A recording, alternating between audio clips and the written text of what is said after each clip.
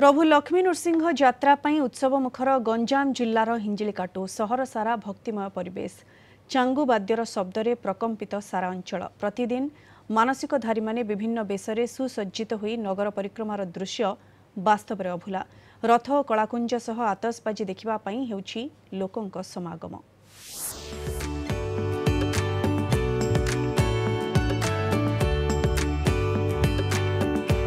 उठुची पड़ुछि गंजाम जिल्लार हिंजिलिकाटू सहर प्रतिवर्ष परि चलित वर्ष नृसिंह चतुर्दशी ठारू आरंभ होइछि लक्ष्मी नृसिंह यात्रा।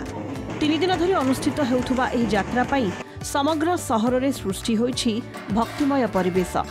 लक्ष्मी नृसिंहक पूजा और आराधना एही यात्रार मुख्य उद्देश्य। काहे केउ कालरू आरंभ होइछि एही यात्रा। रंगुणी साही पाटणा साही और नुआगढ़ मंदिर रे प्रतिदिन लक्ष्मी नृसिंह पूजा पाउथिबा बेले बैशाख शुक्ल चतुर्दशी रे नृसिंहक जन्मोत्सव यात्रा आरंभ होइथाय।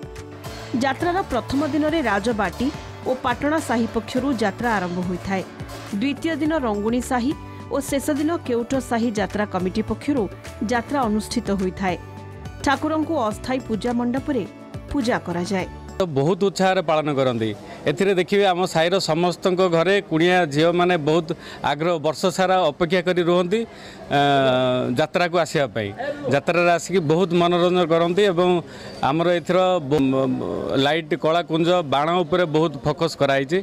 प्रत्येक वर्ष बैशाख शुक्ल चतुर्दशी रे आमर जो भगवान विष्णुंकर प्रमुख 10 अवतार अच्छी तार चतुर्थ अवतार भगवान नृसिंहर जन्मोत्सव आम हिंजिलिकाटू सहर में पालित होता है। सहर में आराध्य देवता कहले नृसिंह को आम बुझु। प्रत्येक वर्ष नृसिंह चतुर्दशी ठारू 3 दिन व्यापी महाप्रभु जन्मोत्सव और प्राकट्योत्सव यात्रा अनुष्ठित हुए। सुसज्जित तोरण सांगकु रंगबेरंगर आलोकमाला झलसुछि हिंजिलिकाटूर प्रतिटी साही। यात्रा समय आसिले घरर पुओ झियो माने जेते दूर रे थिले भी निज घर को छुट्टी आसंती यात्रा रे शामिल होइथांती। एही यात्रार मुख्य आकर्षण आतशबाजी।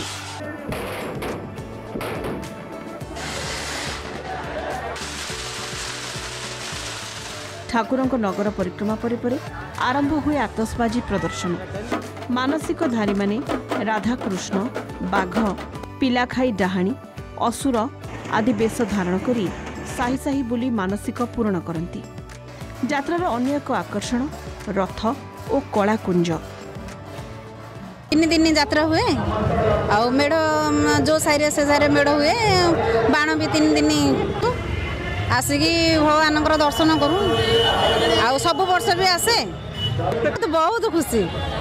कहीं केउ कालरू अनुष्ठित होउछि हिंजिलिकाटू ठारे प्रभु लक्ष्मी नृसिंहक 3 दिनात्मक यात्रा। एथिपाई तो भक्त और भगवान मध्य मिलन सृष्टि होता है। हिंजिलिकाटूर एही यात्रा रे बहु अंचलरू भक्त और श्रद्धालुंक समागम घटी थाए। यह सह एही यात्रा अनेकंकु मनोरंजन खोराक जोगाउछि। हिंजिलिकाटूर पवित्र पात्र कलिंग टीवी।